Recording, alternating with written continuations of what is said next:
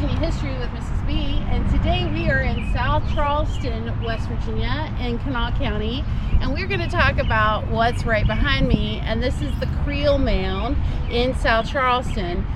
You may know the Grape Creek Mound up in Moundsville, the town of Mounds, but the second largest conical mound in the state of West Virginia is this mound right behind me, the Creel Mound. And so part of downtown Charleston, South Charleston, is built around this mound, and it is important. It is 35 feet tall, if you look there, and there are stairs that you can take all the way to the top. This was excavated by the Smithsonian in the 19th century, and so it is something that we do know about, and we're going to show you more with interpreted signage that's here in South Charleston. Hey y'all, my name is Adena Barnett Miller, but I'm known to my students as Mrs. B. I've been passionate about West Virginia history for as long as I can remember, but my mom would tell you it all started when I was 3 years old and she bought me a West Virginia Counties puzzle at Gino's Pizza. I've taught history in Ripley, West Virginia for over 20 years now, and I'm an adjunct professor who teaches college West Virginia history to high school students. Please join me for West Virginia History with Mrs. B, a field trip across the Mountain State to walk in the footsteps of those who came before us. So let's go check out the signs. So these signs are great. They're part of the Midland Trail National Scenic Highway, and so just so we can learn, dubbed Ancient Canal City by the Smithsonian Cyrus Thomas, these were built by after 500 BC or BCE. It says they found artifacts suggest they were used as burial sites for hundreds of years, and we know there were a complex of mounds and earthworks from Charleston to Dunbar, over 50 earthen mounds, earthen enclosures, hollow stone heaps, and numerous graded roadways. Unfortunately, very little of this remains. Most of this was plowed under by farmers 150, 100 years ago, and so as it points out, none of this other stuff exists except for what's here at South Charleston. The rest of it is gone. And so it says, imagine this took 1 million baskets of dirt to build, because this was built by hand, and it says they built it without modern equipment. Natives hand carried over 1 million individual baskets of dirt to build this mound in South Charleston, and that there were over 50 mounds and many earthworks built in this area of the Canal Valley, because the Great Canal River dumps into the Ohio River at Point Pleasant, so that would make sense.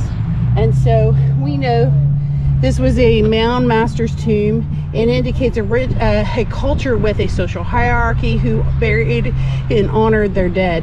The upper tomb suggests it could have been used for burials across hundreds of years. And so you can see here where we are, there were many mounds along the Canal River, and you head up, here's the Ohio River. And up here is where the mound at Moundsville is. So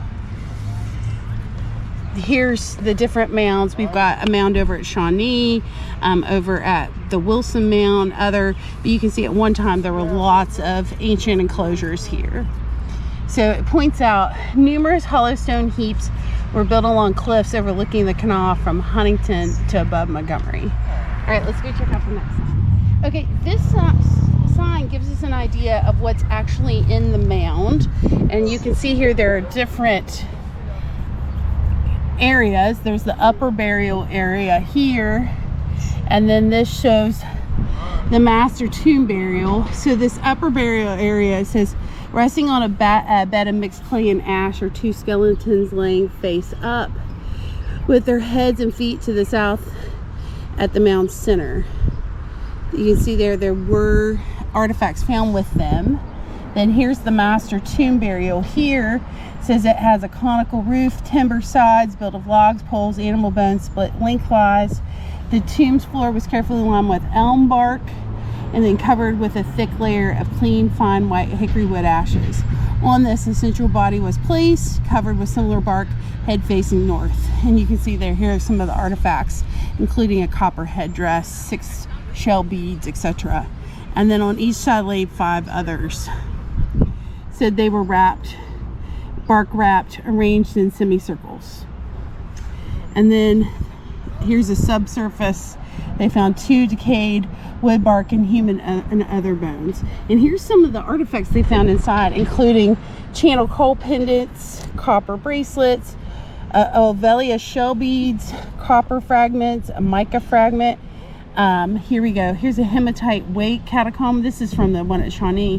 Here's prism blades, a chert projectile. So you can see some of the things that they found in here. So the mound right here, in 1883, the top of the mound had been leveled to 33 feet to build a judge's stand for horse racing, because that's what we do in the 19th century, I swear. And it says the excavation began by sinking a 12-foot wide shaft through the center of the mound. Finds were all discovered along the way. So the people that we're talking about are prehistoric peoples. They did not leave behind writings that we could understand. So they get the name the Adena because the first digs of their culture happened at Chillicothe on a property named Adena. That's my name. If you did not know, Mrs. B's name is Adena. And so my name actually came from the house, just like these native peoples. And so, as it points out, while the Adena were building their great mounds here in the Ohio and Canal Valleys, it was the same time that the Great Wall of China was built, the Roman Colosseum, that Confucius lived, Socrates lived, Aristotle lived. So it's, of course, great culture and civilization is not just happening in Europe and Asia, but it's also happening here in the Americas, and that's really important. So it points out that we know through the mounds that they had a far-reaching trade network to acquire exotic materials, whether that's the Gulf Coast, here in the southeast, southern Appalachia, also up into the Great Lakes, that they had artifacts made from trade goods, including their copper bracelets, ear ornaments, beads, and shell beads. That these artifacts that were made from mica or copper may have been regalia used by their leaders in public ceremonies. We don't know for sure, but that is the assumption. And so you can see they're also weaving, they're making pottery, they're engaging in agriculture. And so you can see the different weaving patterns that they're engaging in. And they're using plant fibers to do that weaving. And then we know that they had thick ceramics, and it was made with, said it was clay mixed with stone to temper or keep the vessels from cracking. But most of the pottery was plain or cord marked, like with the weaving. And so this is from Boone County, and it's an example of pottery that they found. And we also know that they're at least semi-sedentary because they're engaging in agriculture, and so they're cultivating plants that allow them to stay in one location. And so they're growing things like goosefoot, gourd squash, sunflowers, maygrass, amaranth, and sumpweed. And they said even sunflower seeds may have been ground or pounded into flour for cakes. So that's kind of cool to think. Rolled sunflower balls could have provided nourishment when traveling.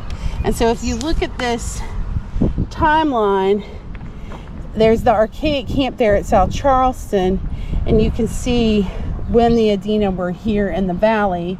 So it's somewhere between the building of the Great Wall of China and the Colosseum. And so they're building great things other places in the world, and they're also building great things here in the valley. So I love this mound. I'm so glad that it's here. It's just right off of I-64. It's on US Route 60. And so these signs are here for you to see. You can walk up to the top. I think there's 130 steps. And because of my leg from the car accident, I can't do those steps today. But I encourage you to come to South Charleston and walk to the top because the view is super, super cool. So thanks for joining us on West Virginia History with Mrs. B. And, you know, happy hunting. There are all kinds of cool things that you can see all over this mountain state, and this is one of them. So don't miss it. Thanks, y'all, for watching. Please like, share, and subscribe to West Virginia History with Mrs. B on both Facebook and YouTube.